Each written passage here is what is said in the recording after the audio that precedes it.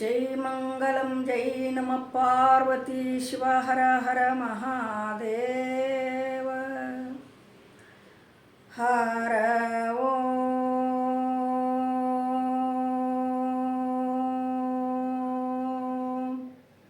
ಚಿದಂಬರಮಠಾಧೀಶಂ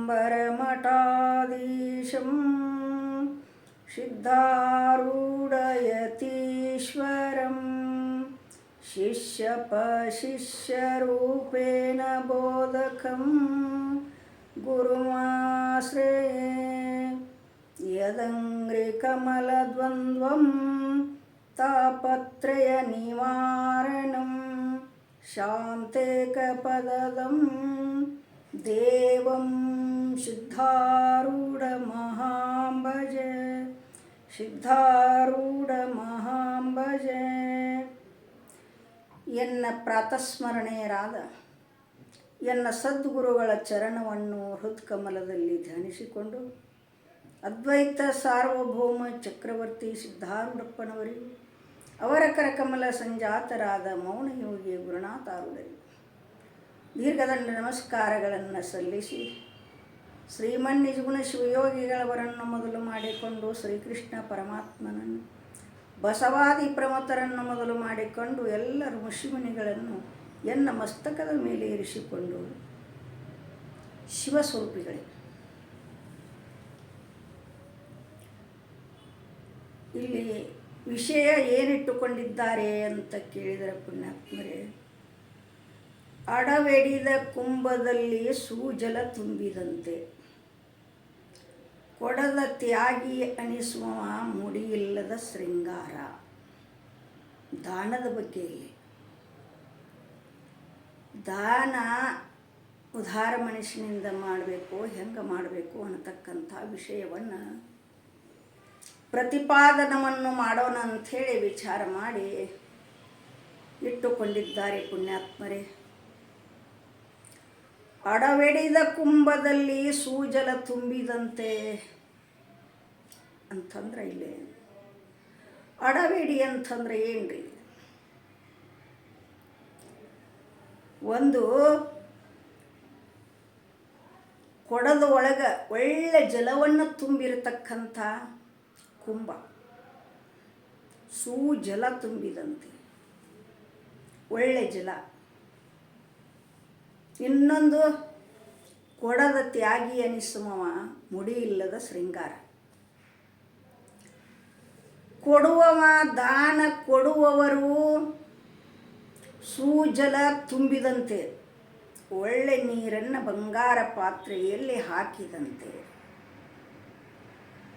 ಯಾವ ದಾನ ಬೇಡ, ಧರ್ಮ ಬೇಡ, ಏನು ಬೇಡ ನನಗಂಥೇಳಿ ಎಲ್ಲ ನನಗಾಗಲಿನತಕ್ಕಂಥವ ಮುಡಿ ಇಲ್ಲದ ಶೃಂಗಾರ. ಮುಡಿ ಇಲ್ಲದ ಶೃಂಗಾರ ಅಂದ್ರೆ ನಿಮಗೆ ಗುರ್ತೈತೇನ್ರಿ? ಮುಡಿ ಇಲ್ಲದ ಶೃಂಗಾರ ಅಂತಂದ್ರೆ ಹೆಣ್ಣು ಮಗಳದಾಳ. ಈಗ ನುಣ್ಣಂಗ ತಲಿಯನ್ನು ಕತ್ತರಿಸಿ ತಲೆ ತುಂಬ ಹೂ ಹಾಕೊಂಡ್ರೆ ಸುಂದರ ಕಾಣ್ತಾಳೆ ಏನ್ರಿ ಅಂತ ಕೇಳಿದ್ರೆ, ಏನ್ರಿ ತಲೆ ಎಲ್ಲ ಆಸನ ಮಾಡಿಕೊಂಡು ಹೂವನ್ನು ಮುಡಿದ್ರೆ ಸುಂದರವಾಗಿ ಕಾಣಿಸ್ತೈತೇನೋ? ಚಂದ ಕಾಣಂಗಿಲ್ಲ. ತಲೆ ಒಳಗೆ ಜಡೆ ಇದ್ದರನ ಹೂ ಮುಡಿದ್ರನ ಚಂದ ಕಾಣಿಸ್ತೈತಿ, ಇಲ್ಲವಾದ್ರೆ ಚಂದ ಕಾಣಂಗಿಲ್ಲ ಮನುಷ್ಯ. ಕೊಡದ ತ್ಯಾಗಿ ಅನಿಸುವ ಮುಡಿ ಇಲ್ಲದ ಶೃಂಗಾರ ಅಂತ ಹೇಳಿದ್ರಿ. ಈಗ ಬಾ, ಆಗ ಬಾ, ಹೋಗಿ ಬಾ, ಕೊಡಂಗಿಲ್ಲ. ಇಂದವ ಪಟ್ಟಿಗಡ್ಡಾಡ್ತಾರೆ ನೋಡ್ರಿ, ಇಂದ ಬಾ, ನಾಳೆ ಬಾ, ನಾಡದ ಬಾ ಅಂಥೇಳಿ ಏನು ಹೇಳ್ತಾನಲ್ಲ ಆ ಮನುಷ್ಯ ಕೊಡದ ತ್ಯಾಗಿ ಅನಿಸುವ ಮಾನ, ಅವನೇ ಮುಡಿ ಇಲ್ಲದ ಶೃಂಗಾರ. ಆ ಮನುಷ್ಯನಿಗೆ ಅದನ್ನು ಹೋಲಿಸೈತಿ ಮುಡಿ ಇಲ್ಲದ ಶೃಂಗಾರ ಅಂತೇಳಿ. ಉದಾರ ಮನುಷ್ಯನಿಂದ ದಾನ ಮಾಡುವಂಥವನು ಸೂಜಲ ತುಂಬಿದಂತೆ ಅಂತ ಇವನಿಗೆ ಹೋಲಿಸಿದ್ದೆ. ಹೀಗಿರುವಾಗ ನಾವು ದಾನವನ್ನು ಮಾಡಬೇಕಾಗಿತ್ತಂದ್ರೆ ಒಳ್ಳೆಯ ಉದಾರ ಮನಸ್ಸು ಬೇಕ್ರಿ. ಮೊದಲು ಹೇಳಿಕೊಂಡು ಬಂದಾರ ನೋಡು, ದಾನದಲ್ಲಿ ಕರ್ಣನ್ ತಗೊಂಡಾರೆ. ದಾನದಲ್ಲಿ ಕರ್ಣ ಅಜರಾಮರಾಗಿ ಸೂರ್ಯ ಚಂದ್ರಾದಿಗಳು ಇರುವವರೆಗೆ ಅವರ ಮಾತ ಹೋಗುವುದಿಲ್ಲ, ಅಳಕಂಗಿಲ್ಲ. ದಾನದಲ್ಲಿ ಕರ್ಣ. ಅದಕ್ಕೆ ಪುಣ್ಯಾತ್ಮರೇ ಕೊಟ್ಟದ್ದು ತನಗೆ, ಬಚ್ಚಿಟ್ಟದ್ದು ಪರರಿಗೆ, ಕೊಟ್ಟದ್ದು ಕೆಟ್ಟೀತೆನಬೇಡ, ಮುಂದೆ ಕಟ್ಟಿಹುದು ಬುತ್ತಿ ಅಂತ ಹಿಡ್ಕೊಂಡು ಬಂದಾರೆ. ನೀವು ಕೊಟ್ಟಿರ್ತೀರಿಲ್ಲ, ಆ ದಾನ ನಿಮಗೆ ಇರ್ತೈತಿ. ಮುಂದಿನ ಬುತ್ತಿ ಒಳಗೆ ಇಟ್ಕೊಂಡಿರ್ತೀರಲ್ಲ, ಅದು ಯಾರ ಪಾಲನೂ ಆಕತಿ, ನಿಮಗೆ ಆಗಂಗಿಲ್ಲ. ನೀವೇನು ಕೊಟ್ಟಿರ್ತೀರಿ ಅದ ಬರ್ತೈತಿ ನಿಮಗೆ. ಆ ಕಾರಣಕ್ಕಾಗಿ ಮನುಷ್ಯನಾಗಿ ಹುಟ್ಟಿ ಬಂದ ಮೇಲೆ ಏನಾಗಬೇಕು? ಉದಾರ ಮನಸ್ಸು ಇರಬೇಕು. ಮೊದಲು ಉದಾರ ಮನಸ್ಸಿತ್ತಪ್ಪ ಅಂತಂದ್ರೆ ದಾನವನ್ನು ಮಾಡಾಕ ಅಲ್ಲಿ ಏನಾಗ್ತದ ಅಂತ ಕೇಳಿದ್ರೆ ಯಾವ ಪ್ರತಿಬಂಧಕೂ ಇರುವುದಿಲ್ಲ. ಒಬ್ಬ ಬ್ರಾಹ್ಮಣ ಏನು ಮಾಡಿದ ಅಂತ ಕೇಳಿದ್ರೆ, ಕೌರವರ ಅರಮನೆಗೆ ಹೋದ.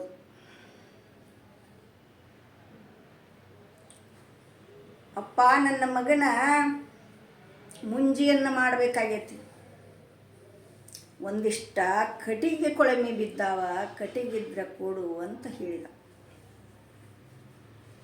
ಮಳೆ ಹತ್ತಿತ್ತು, ಎಲ್ಲಿ ಬರ್ಬೇಕು ಕಟ್ಟಿಗೆ? ಒಣಗಿದ ಕಟ್ಟಿಗೆ ಅಡುಗೆ ಮಾಡೋಕೆ ಆಗ ಕಟ್ಟಿಗೆ ನಾನು ಈಗ ಬಂದವ ಇವು ಬರ್ಷಣ್ಣ ಅಂದಾಗ ಏನು ಹೇಳಬೇಕು? ದುರ್ಯೋಧನ, ಅಲ್ಲಿ ಸಾಕಷ್ಟು ಗಿಡಗಳದಾವ, ಗಿಡಗಳು ಕಡ್ಕೊಂಡು ಹೋಗು ಅಂತ ಹೇಳಿದ. ಆ ಹಸಿ ಗಿಡ ಏನು ಮಾಡ್ಬೇಕ್ರಿ? ಆ ಪುಣ್ಯಾತ್ಮ ಹಸಿ ಗಿಡ ಕಡಿದ್ರೆ ಅವು ಒಲೆ ಹಾಕಕ್ಕೆ ಬರ್ತಾವೇನು? ಇಲ್ಲ, ಬರುವುದಿಲ್ಲ. ಬಾತಿಗೆ ಬಾರದ್ದು ದಾನ ಮಾಡಕ್ಕೆ ನಿತ್ತನಕರೆ ಬಾತಿಗೆ ಬಾರದ್ದದು. ಇದಕ್ಕೆ ಮುಡಿ ಇಲ್ಲದ ಶೃಂಗಾರತ್ತು ಬರ್ತೈತೆ. ಇದಕ್ಕೆ ಅದರಂತೆ ಕರ್ಣನಂತೆಲೆ ಹೋದ ದಾನ ಸೂರ ಕರ್ಣ. ಅಪ್ಪ ಮಹಾರಾಜ, ನನ್ನ ಮಗನ ಮುಂಜಿಯನ್ನು ಮಾಡಬೇಕಾಗೈತಿ, ಕಟ್ಟಿಗಿಲ್ಲ, ಅಡುಗೆ ಹೆಂಗೆ ಮಾಡಬೇಕು? ಮಳೆಯರ ಹತ್ಯದ, ಒಂದಿಷ್ಟು ಕಟ್ಟಿಗಿದ್ರೆ ಕೊಡು ಅಂತ ಹೇಳಿದ ಕರ್ಣನಿಗೆ. ಕರ್ಣ ಏನು ಮಾಡಿದ ಅಂತ ಕೇಳಿದ್ರೆ, ಒಂದು ಹಳಿ ಮನೆ ಇತ್ತು, ಬಡ ಬಡ ಬಡ ಅದನ್ನು ಆಗ ಮೇಲು ಮುದ್ದಿ ಅದನ್ನು ತೆಗೆದ ಕೆರೆಯಿಂದ ಕಟ್ಟಿಗೆಯನ್ನು ಹಿರ್ಕೊಂಡು ಹೋಗು, ಒಣ ಕಟ್ಟಿಗೆದಾವು ಜಂತಿ, ಆ ಕಟ್ಟಿಗೆಯನ್ನು ತೊಗೊಂಡು ಹೋಗಿ ಅಡುಗೆ ಮಾಡಿಕೊರಪ್ಪ ಅಂತ ಹೇಳಿದ. ಅದರಂತೆ ಗಾಡಿ ಹುಡ್ಕೊಂಬಂದ ಆ ಬ್ರಾಹ್ಮಣ ಆ ಮನೆ ಜಂತಿಯನ್ನು ಕಟ್ಟಿಗೆಯನ್ನು ಒಂದು ಬಂಡಿ ತೊಗೊಂಡು ಹೋದ. ಇವನು ಹೊಟ್ಯಾಗ ಕಸಿಬಿಸಿ ಆಗಕೈತ್ರಿ ದುರ್ಯೋಧನಗೆ. ಅಲ್ಲ, ನನಗೆ ಸೂರ ಆದ್ಲ ಅವ ಕೊಟ್ಟ, ನಾ ಕೊಡಬೇಕಾಗಿತ್ತು. ಮನುಷ್ಯನಲ್ಲಿ ವಿಚಾರ ಮಾಡಕ್ಕೈತದಾಗ ಏನು ತೊಗೊಂಡು ಏನು ಮಾಡೋದು? ದಾನ ಮಾಡಬೇಕಾಗಿತ್ತಂದ್ರೆ ಉದಾರ ಮನಸ್ಸು ಬೇಕು. ಅಂಥ ಉದಾರ ಮನಸ್ಸು ಕರ್ಣನಲ್ಲಿ ಐತ್ರಿ. ನಾವು ದಾನವನ್ನು ಮಾಡಬೇಕಾಗಿತ್ತಂದ್ರೆ,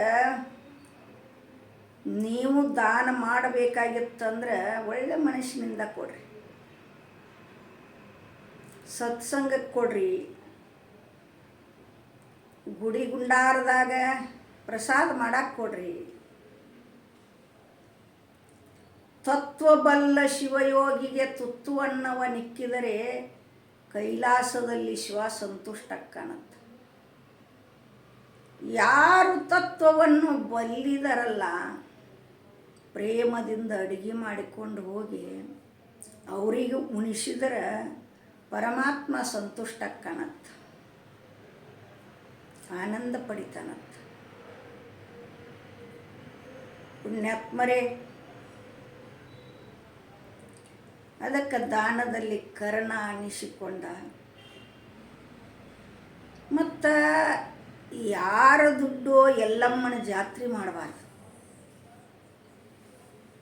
ಮಂದಿ ದುಡ್ಡ ಎದರಿಂದರ ಬಂದಿರ್ತದೆ ನೋಡ್ರಿ, ಅದು ಆ ದುಡ್ಡವನ್ನು ದಾನ ಮಾಡಬಾರ್ದು. ಏನೋ ಲಾಭ ಆಗಿರ್ತತಿ ದುಡುತ್ತ ಇಲ್ಲದ ಆ ದಾನವನ್ನು ಕೊಟ್ಟಿದ್ರೆ ಪುಣ್ಯ ಬರಂಗಿಲ್ಲ. ಸ್ವಂತ ದುಡಿದು ಕೊಡಬೇಕು, ಸ್ವಂತ. ನಮ್ಮೂರಿಗೆ ನೋಡ್ರಿ, ನಂದೊಂದು ಹೇಳ್ತೇನೆ ಕೇಳ್ರಿ. ನಮ್ಮೂರಿಗೆ ಜಾಲಿ ಕಟ್ಟಿ ಅಜ್ಜವ್ರು ಬಂದಿದ್ರು. ಒಂದು ವರ್ಷ, ಭಾಳ ವರ್ಷ ಆಯ್ತು. ಬಂದರೆ ದುಡ್ಡಿದ್ದು ಮನೆಯೊಳಗೆ ನನಗೆ ಕೊಡೋ ಮನಸ್ಸಾಗಲಿಲ್ಲ. ಮನೆ ಕರ್ಕೊಂಡು ಬರಬೇಕು, ಇದ್ದಷ್ಟು ಮಾಡಬೇಕು ಅನ್ನೋ ನನ್ನ ಶರೀರವನ್ನು ದುಡಿಸಿ ದುಡ್ಡು ಕೊಡಬೇಕನ್ನೋ ಇಚ್ಛೆ ಆಯ್ತು ನನಗೆ. ಒಂದು ದಿನ ಕಸಕ್ಕೆ ಹೋದ್ನಿ, 2 ಹೊತ್ತು ಕಸಕ್ಕೆ ಹೋದ್ನಿ. ಕೈ ಗುಳೆದ್ದು ಗುದ್ದಿ ಗುದ್ದಿ ಕಸ ಮತ್ತು ಹಂಗೆ ಕೊಡ್ತಾರೇನು, ಅವರಷ್ಟು ದುಡಿಬೇಕಲ್ಲ. ಕೆತ್ತೋದ್ರಿ ಕುರುಪಿ ತೊಗೊಂಡು ಹೆಂಗೆ ಕೆತ್ತು ತೆಗೆದು 2 ಹೊತ್ತು ಆದ್ರೆ ಮದ್ದಿನ ತನ 10, ಮದ್ದಿನ ಮೇಲೆ 5, 15 ರೂಪಾಯಿ ಒಂದು ದಿನ ಕೊಟ್ಟರು. ಇದೆಲ್ಲ ನುಸಾಕೈತು, ಕೈ ಹೊಡ್ಯಾಕೈತು. ಅಪ್ಪಗಳನ್ನ ಚಹಾ ಪಾನಿಗೆ ಕರೆಸಿಟ ಕಳ ಮನೆ ಭಾಳ ದೊಡ್ಡದಿಲ್ಲ ನಮ್ಮ ಮನೆ. ಒಂದು ಚಹಾದಾಗ ಒಂದು 8 ಮನೆ ಐತಿ ಅಷ್ಟೆ. ತಂದೆ ತಾಯಿ ಮನೆ ಅದು, ಮನೆನೂ ಇಲ್ಲ ಏನೂ ಇಲ್ಲ, ತಂದೆ ತಾಯಿ ಮನೆ ಅದು. ನಮ್ಮ ಅಜ್ಜನ ಮನೆ ಸಂತ ರಂಗಪ್ಪ ಅಜ್ಜನ ಮನೆ, ಸಂತರ ಮನೆ ಅದು. ಅಲ್ಲೆಲ್ಲ ಕೂತು ಗಿರಡ್ಡಿ ಸೌಕಾರ ಆಗ್ತದಾರ ನಮ್ಮಲ್ಲಿ. ಅಜ್ಜಪ್ಪ ಸೌಕಾರ ಕರ್ಕೊಂಡು ಬಂದರು, ಹೋದರು. ಅವು ಏನು 15 ರೂಪಾಯಿ ದಕ್ಷಿಣವನ್ನು ಕೊಟ್ಟದ್ದಕ್ಕೆ ಹೆಂಗೋ ಗೊತ್ತಿಲ್ಲ. ಇಲ್ಲಿವರೆಗೆ ನನಗೆ ಒಟ್ಟ ದುಡ್ಡನ್ನು ತಕ್ಕಂಥ ಹರಿಂಗಿಲ್ಲ. ಹಂಗೆ ನೀವು ಉದಾರ ಮನಸ್ಸಿನಿಂದ ಮಾಡಿದ್ದಾದ್ರೆ ಪುಣ್ಯಾತ್ಮರೇ, ಪರಮಾತ್ಮ ನಿಮಗೇನೇನು ಕೊರತೆ ಮಾಡಿಲ್ಲ, ಮಾಡುವುದಿಲ್ಲ. ತಿಳ್ಕೊರಿ ಇದೊಂದು ಮಾತು. ಸಂಪಾದನೆ ಮಾಡಿಕೊಡ್ರಿ. ಹೊಲದೊಳಗೆ ದುಡಿತೀರಿ, ಕಬ್ಬು ಹಚ್ತೀರಿ, ಕಬ್ಬಿನ ಬಿಲ್ ಬಂದದ್ದು ಮೊದಲೇದು ಒಂದಿಷ್ಟು ದುಡ್ಡು ತೆಗೆದುಕೊಡ್ರಿ, ಏನು ಕಡಿಮೆ ಆಗೋದಿಲ್ಲ. ಭಾಳ ಬೇಡ, ಒಂದೊಂದು ತೊಡೆ ಕೊಡ್ರಿ. ಅದು ತಿಳಿದು ದಾನ ಮಾಡಿರಿ. ದಾನದಲ್ಲಿ 3 ಅದಾವೆ. ಮತ್ತು ಸಾತ್ವಿಕ ದಾನ, ರಾಜಸ ದಾನ, ಮಂದಮತಿ ದಾನ 3 ಅದಾವೆ. ರಾಜಸ ದಾನ ಯಾರಿಗೆ ಮಾಡ್ತಾರಂದ್ರೆ, ಆರೇ ಡಂಬೋರ ಆಟದವರು ಬರ್ತಾರೆ, ಸರ್ಕಸ್ದವರು ಬರ್ತಿದ್ರು. ಅವಾಗ ಬರ್ತಿದ್ರು ಹಳ್ಳಿಗೆ, ಈಗೇನಿಲ್ಲ. ನಂದೊಂದು 50 ರೂಪಾಯಿ ತಗೋ, ನಂದೊಂದು 10 ರೂಪಾಯಿ ತಗೋ, ಏನು ಮನಸ್ಸಿಲ್ಲ ಏನಿಲ್ಲ. ರಾಜಸ ದಾನ ತಾರೆ ಇದಕ್ಕೆ. ಹಂಗೆ ಒಟ್ಟು ಕೊಟ್ಟು ಬಿಡು. ಅದಾವತ್ತು ಹೇಳಿ ಕಿಶಾಗ ತಗೊಳ್ಳೆ, ರಾಜಸ ದಾನ ಇದೆ. ಮಂದಮತಿ ದಾನ ಅಂದ್ರೆ ಕಿಶಾಗ ಒಂದು 5 ರೂಪಾಯಿ ಇರ್ತಾವ. ಕೊಡ್ಲು ಬ್ಯಾಡು, ಕೊಡ್ಲು ಬ್ಯಾಡು, ಕೊಡ್ಲು ಬ್ಯಾಡು. ಆರತಿ ಹಿಡ್ಕೊಂಡಿರ್ತಾರೆ ನೋಡ್ರಿ. ಸತ್ಸಂಗದಾಗ ಪ್ರವಚನ ನಡೆದಾಗ ಆರತಿ ತಗೊಂಡು ಅಡ್ಡಾಡ್ತಿದ್ರು. ಯಾರ ಪಂಡ್ರಪುರ ಏಕನಾಥ್ ಮಹಾರಾಜ ಒಬ್ಬಾಕಿನ ಮಗಳು ತೊಗೊಂಡು ಆರತಿ ತೊಗೊಂಡು ಅಡ್ಡಾಡ್ತಿದ್ಲು. ಹಾಕ್ಲು ಬ್ಯಾಡು, ಹಾಕ್ಲು ಬ್ಯಾಡ, 5 ರೂಪಾಯಿ ಹಾಕಿ 10 ನೋಡಿ ತಗೊಳ್ಳೋ ಮಂದಿ ಮಂದಮತಿ. ಸಾತ್ವಿಕ ದಾನ ಅಂತಂದ್ರೆ ಉದಾರ ಮನಸ್ಸ, ಪ್ರೇಮದಿಂದ ನಂದೊಂದಿಷ್ಟ ಆ ಭಗವಂತನಿಗೆ ಮುಟ್ಲಿ, ಭಾಳ ಬೇಡ.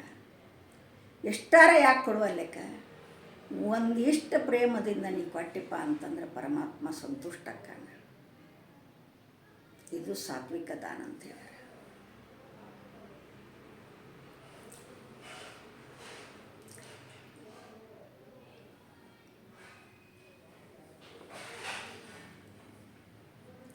ಪುಣ್ಯಾತ್ಮರೇ, ಒಂದು ಊರೊಳಗೆ ಒಬ್ಬ ರಾಜ ಇದ್ದ. ಆ ರಾಜ ಇದ್ದರೆ ಏನು ಮಾಡ್ತದಂದ್ರೆ ವರ್ಷದಾಗ ಒಂದು ದಿನ ದಾನವನ್ನು ಮಾಡ್ತದ. ಮುಂಜಾನೆ ಕೂತಂದ್ರೆ ಸಂಜೆವರೆಗೆ ದಾನವನ್ನು ಮಾಡ್ತಿರುವಾಗ ಎಲ್ಲರೂ ಹೋಗಿ ನಿಂತರು, ಸಾಲು ಹಚ್ಕೊಂಡ ಎಲ್ಲರಿಗೂ ಏನು ಬೇಕು ಕೊಟ್ಟು ಕಳಿಸಿದ. ಹೊತ್ತು ಮುನಿಗೆ ಒಬ್ಬ ಮುಪ್ಪಾಣ ಮುದುಕ ಬಂದ. ನಿನಗೆ ಏನು ಬೇಕು ಅಂತ ಕೇಳಿದ ರಾಜ. ನನಗೆ ದಾನ ಬೇಕಾಗೈತಿ ಬಂದನಿ ಅಂತ. ಏನು ಬೇಕು ಹೇಳಂಗಾರ, ನೀ ಸ್ವಂತ ದುಡಿಬೇಕು, ನೀ ದುಡ್ದದ್ದನ ಅದನ್ನು ದಾನವನ್ನು ನನಗೆ ಮಾಡಬೇಕು. ಈ ದಾನ ನಾ ತಗೊಳಂಗಿಲ್ಲ. ಯಾಕೆ? ನಿಮ್ಮ ಅಜ್ಜ ನಿಮ್ಮ ಮುತ್ಯ ತಾತ ಗಳಿಸಿರತಕ್ಕಂಥ ಸಂಪತ್ತು ಅವ್ರ ಹಿಂದೆ ಪುಣ್ಯವನ್ನು ಮಾಡ್ಯಾರ, ಅದರಿಂದ ರಾಜವೈಭವನ ಒಗಿಸಾಗ್ತಿದ್ದೀನಿ. ನೀ ಗಳಿಸಿಲ್ಲ ಇದನ್ನು, ನೀ ಗಳಿಸಿರ್ತಕ್ಕಂಥ ದುಡ್ಡನ್ನು ನನಗೆ ಕೊಟ್ಟಿಪ್ಪ ಅಂತಂದ್ರೆ ನಿನಗೆ ಸ್ವಾರ್ಥಿಕ ಆಕತಿ. ನೀ ದುಡಿದು ಕೊಡ್ಬೇಕು ನನಗೆ, ಅಂದ್ರೆ ದಾನ ತಗೋತಾನೋ ಇಲ್ಲ. ಅವು ರಾಜ ತಿಳಿದವ್ರಿದ್ರು. ಇದ್ದಗಳೇ ಹರಕ್ಕೆ ಅಂಗಿ ಹಾಕ್ಕೊಂಡ, ಹರಕ್ಕೆ ದೋತ್ರ ಉಟ್ಟ, ಒಂದು ಟವಲ್ ಸುತ್ತಿಕೊಂಡು ಕೇಳ್ಕೋತ ಹೋದ. ರಾಜ ನೋಡ್ರಿ ಸುಂದರ, ಮೈಕಟ್ಟ ಚಂದ, ಕೆಲಸ ಕೇಳಕತ್ತನ. ಎಲ್ಲರೂ ನನ್ನಲ್ಲಿ ನಿನ್ನಲ್ಲಿ ಒಂದು ಕೆಲಸ ಕೊಡ್ರಿ ನನಗೆ, ಇನ್ನೊಂದು ದಿವಸ ಆಗ್ತೈತಿ, ನಮ್ಮಲ್ಲಿಲ್ಲ ಕೆಲಸ ಯಾವುದು. ಎಲ್ಲರೂ ಹಿಂಗೆ ಹೇಳಿದರು. ಆ ಊರೊಳಗೆ ಬೈಲುಗಂಬಾರ ಬಂದಿದ್ರಿ. ಬೈಲುಗಂಬಾರ ಬಂದರೆ ಅವರು ಒಂದು ಛತ್ತು ಬಡ್ಕೋತಾರ. ಇಂಥ ಅಡಿಗೆಲ್ಲ ಇರ್ತೈತಿ. ನಮ್ಮ ಮನ್ಯಾಗೂ ಇತ್ತು ರೀ, ನಮ್ಮ ಅಜ್ಜ ಕಂಬಾರಿಕೆ ಮಾಡ್ತಿದ್ದ. ಅಡಗಲ್ ಇಂಥ ದೊಡ್ಡದು ಅಡಗಲ್, ರೈತರು ಬರ್ತಿದ್ರು, ತಿರಿ ಇತ್ತು. ಗಣ್ಣು ತೊಗೊಂಡು ಕುರುಪಿ ಕೊಡ್ಲಿ ಮಿನಿ ನೆಲ್ಲ ಮಾಡ್ತಿದ್ರು ನಮ್ಮ ಅಜ್ಜ. ಅವ್ರಕ್ಕೆ ಗಣಿಲೆ ಬಡಿತಿದ್ರು. ಬಂದವ್ರ ಕಡೆಯಿಂದ ಬಡಿಸ್ಕೊತಿದ್ರು ನಮ್ಮ ಅಜ್ಜ ಮಾಡ್ತಿದ್ರತ್ತ. ನಾನು ಚೂರು ತಿಳಿತಿತ್ತು ನನಗೆ. ಹೀಗಿರುವಾಗ ಅವ್ರು ಏನು ಹೋದ್ರಲ್ಲಿ, ರಾಜ ಹೋದ. ನೋಡ್ರಿ, ನನಗೆ ಇವತ್ತೊಂದು ದಿವ್ಸ ಕೆಲಸ ಕೊಡ್ರಿ. ಅವ್ರು ನೋಡಿದ್ರು ಬೈಲುಗಂಬಾರು, ಆಳು ಚಲೋ ಐತಿದ, ಕೆಲಸ ಮಾಡ್ತತಿ, ಗಣ್ಣಿಲೆ ಬಿಡ್ಯಾಕೆ ಚಲೋ ಐತದ ತಿಳ್ಕೊಂಡು ಬಾ ಅಂದರು. ಗಣ್ಣು ಕೊಟ್ರ ಕೈಯಾಗ ಗಂಡಗೈತಿ ಹಾಕಂದ್ರು. ಅವ್ರು ಮತ್ತು ಒಲ್ಯಾಗ ಹಾಕಿ ಕಾಸ್ತಿದ್ರು, ಕುರ್ಪಿ ಅದ್ರ ಮೇಲೆ ಇಡ್ತ. ಅವನ ಕೈಯಾಗ ಗಣ್ಣು ಕೊಟ್ಟ ಎಂದೂ ಮಾಡಿ ಎಂದೂ ಮಾಡಿ ಗಣ್ಣು ತಗೊಂಡು ಕಸು ಮನಗಂಡ ಆ ದಿನ ಮಾಡೋಕ್ಕಿಂತ 2 ಪಟ್ಟು ಹೆಚ್ಚಲ್ವ ಕಂಬಾರಿಗೆ. ಕಸುವಿನಿಂದ ಬಡ ತಯಾರು ಮಾಡಿಬಿಟ್ಟು ಅಡಿಗಲ್ಲ ಮೇಲೆ. ಈಗ ನಮಗೂ ಇಲ್ಲಿ ಅಡಗಲ್ಲ, ಆತ್ಮನ ತಕ್ಕಂಥ ಅಡಿಗಲ್ಲ ಇಲ್ಲೋ, ಆತ್ಮ ತಕ್ಕಂಥ ಅಡಿಗಲ್ಲ ಐತಿ. ಅದೆಲ್ಲ ಎಲ್ಲ ಕೆಲಸಗಳಕ್ಕವ ಪರಮಾತ್ಮಾದಿವು. ಅದ್ರ ಮೇಲೆ ಸತ್ತಾದಿಂದ ಪಡ್ಕೊಂಡ ಎಲ್ಲವೂ ಕಾರ್ಯಗಳು ಮಾಡ್ತಾವ. ಇದೊಂದು ಅಡಿಗಲ್ಲ ಅನ್ನತಕ್ಕಂಥ ಆತ್ಮ ಪರಮಾತ್ಮ ಇದು. ಇದರೊಳಗೆ ಕ್ರಿಯೆಗಳನ್ನು ಮಾಡ್ತಾವ. ಅಡಿಗಲ್ಲ ಮೇಲೆ ಕ್ರಿಯೆಗಳನ್ನು ಮಾಡ್ತಾವ. ಅಡಿಗಲ್ಲಿಗೆ ಏನೂ ಆಗೋದು. ಬೇಕಾದಷ್ಟು ಕೆಬ್ಬಣ ಬಡಗರು ಸಹಿತ ಅದು ಪೆಟ್ಟು ಹತ್ತಂಗಿಲ್ಲ, ಅದು ಮನೆಯಂಗಿಲ್ಲ, ಏನೂ ಆಗಂಗಿಲ್ಲ. ಅದರಂತೆ ಪುಣ್ಯಾತ್ಮರೇ ಬಡದ ಮಧ್ಯಾಹ್ನಕ್ಕೆ ಊಟಕ್ಕೆ 2 ರೊಟ್ಟಿ ಕೊಟ್ಟರೆ ಅವ್ರ ಕೈಯಾಗ ತಾಟೆಲ್ಲಿ ಬರಬೇಕು. ರಾಜ ಬಂಗಾರ ತಾಟ್ನ್ಯಾಗ ಉಣ್ಣುವಂಥ ರಾಜ ಅಂದವ. ಹಿಂಗೂ ಐತೆನ ಪರಿಸ್ಥಿತಿ ಅಂದವ. ನಾನು ದಿನ ಬಂಗಾರ ತಾಟ್ನ್ಯಾಗ ಪ್ರಸಾದ ಮಾಡಿದ್ರೆ ರುಚಿ ಹತ್ತಂಗಿಲ್ಲ ನನಗೆ, ಎಷ್ಟು ರುಚಿ ಹತ್ತಾಕತ್ತೈತಿ ಊಟ ಇಂದಂದ ಹೊಸದದ್ದು ಮನಗಂಡ. ಊಟ ಮಾಡಿದ, ಮತ್ತು ಕೆಲಸ ಮಾಡಿದ. 2 ದುಡ್ಡು ಕೊಟ್ಟು ಕಳಿಸಿದ್ರವ್ರು. ಮತ್ತೆ ಬಾ ಅಂದ್ರವ್ರು, ನಾಳೆ ಬಾ ಅಂದ್ರವ್ರು. ಯಾಕೆ ಕುರಿಪುಗಳು ಭಾಳ ಆಗಿತ್ತು. ಒಳ್ಳೆ ಕೆಲಸ ಮಾಡಿದ್ದ, ನಾಳೆ ಬಾ ಅಂತ ಹೇಳಿದ್ರು. ಹ್ಞೂ ಅಂದ. ತಾ ದುಡ್ದದ್ದ ತಾ ರಟ್ಟಿ ಮುರಿದ ದುಡಿತಂದ್ರೆ ಆ ಮನುಷ್ಯ ಖರ್ಚು ಮಾಡೋಕೆ ಹಿಂದೆ ಮುಂದೆ ನೋಡ್ತದೆ. ಅದು ಎಲ್ಲಿದಾರ ಬಂದಿತ್ತಪ್ಪ ಅಂತಂದ್ರೆ ಅದು ಕೊಡಕ್ಕೆ ಹಸ್ತತಿ, ಏನಾರ ಮಾಡಕ್ಕೆ ಹಸ್ತತಿ. ಅದು ಸ್ವಂತ ದುಡ್ದದ್ದು ರೊಕ್ಕ ಇರ್ಬೇಕು. ಆ ಮುದಕ ಬಂದ, ಅವನಿಗೆ ಪದರ್ನ್ಯಾಗ ಕಟ್ಕೊಂಡು ಹೋಗಿದ್ದಲ್ಲ, ಆ 2 ದುಡ್ಡು ಅವನಿಗೆ ಕೊಟ್ಟ. ಹೀಗಿರುವಾಗ ಯಾರಿಗಾದರೂ ದಾನ ಮಾಡುವಂಥ ಇಚ್ಛೆ ಆಗಿದ್ದರೆ ಸ್ವಲ್ಪ ಕಷ್ಟವನ್ನು ಪಡೀರಿ, ದಾನವನ್ನು ಮಾಡಿರಿ. ನೀ ದಾನ ಕೊಟ್ಟದ್ದು ಅತ್ತ ಹೋಗಂಗಿಲ್ಲದ, ಪುಣ್ಯದ ಬುತ್ತಾಗಿ ಉಳಿತೈತಿ, ಹೊಳ್ಳಿ ನಿನಗೆ ಬರ್ತೈತಿ. ಪುಣ್ಯಾತ್ಮರೇ, ಹೇಳಲಿಕ್ಕೆ ಕಾರಣ ಏನಂತಂದ್ರೆ,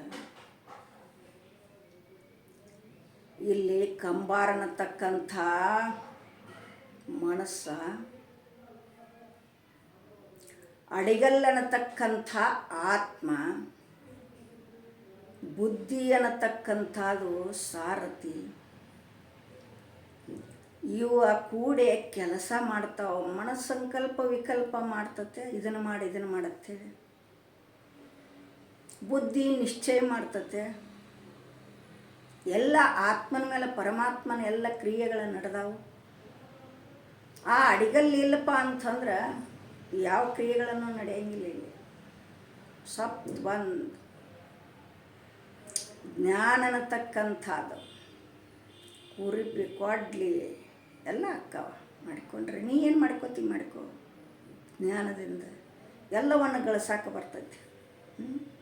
ಇಲ್ಲಿ ಹಂಗೆ ಕುರಿಪಿ ಕೊಡ್ಲಿ ಮಾಡಿದ್ರಲ್ಲ, ನೀ ಜ್ಞಾನದಿಂದ ನೀ ಜ್ಞಾನ ಒಂದ ಮಾಡ್ಕೋ, ನಿನಗೆಲ್ಲ ಪ್ರಾಪ್ತಿ ಆಗ್ತದೆ. ಅದಕ್ಕೆ ಜ್ಞಾನ ಒಂದೇ ಸಾಕೋ ಮುಕ್ತಿಗೆ ಅಂತ ಹೇಳಿದರು. ಅದಕ್ಕೆ ದಾನದಲ್ಲಿ ಕರ್ಣ ಹೆಸರು ಬತ್ತ. ಪುಣ್ಯಾತ್ಮರೇ, ಇವೆರಡ ತೊದಲ ನುಡಿಯನ್ನು, ಈ ಪುಷ್ಪಗಳನ್ನು ಸದ್ಗುರುನಾಥನ ಪಾದದ ಮೇಲೆ ಇಟ್ಟು ಮುಗಿಸ್ತನು. ಯಾಕೆ ನನ್ನ ಅಭ್ಯಾಸ ಬಹಳ ಮಾಡಿಲ್ಲ. ಒಬ್ಬಳೇ ಮನುಷ್ಯನ ಮನೆಯೊಳಗೆ ಇರ್ತಾನೆ. ಸ್ವಲ್ಪ ಮನಸ್ಸಿಗೆ ಶಾಂತಿ ಬೇಕಾಕತಿ. ನಿಮಗೆ ಒಳ್ಳೆದ್ದನಿಸ್ತು, ಹಾಲು ನೀರನ್ನು ಇಟ್ಟಾಗ, ಕೂಡಿಸಿಟ್ಟಾಗ ಹಂಸ ಪಕ್ಷಿ ಹಾಲನ್ನು ಹೇಗೆ ಸ್ವೀಕಾರ ಮಾಡುತ್ತದೆಯೋ, ನೀರನ್ನು ಬಿಟ್ಟು ಅದರಂತೆ ಒಳ್ಳೆದ್ದಿದ್ದು ನೀವು ಕಲ್ಕೊಡ್ರಿ, ತಿಳ್ಕೊರಿ, ಕೆಟ್ಟದ್ದನ್ನು ನನಗೆ ಬಿಡ್ರಿ ಅಂಥೇಳಿ. ತತ್ಸತ್ಪರ ಬ್ರಹ್ಮಣೇ ನಮಃ. ಹರಿ ಓಂ.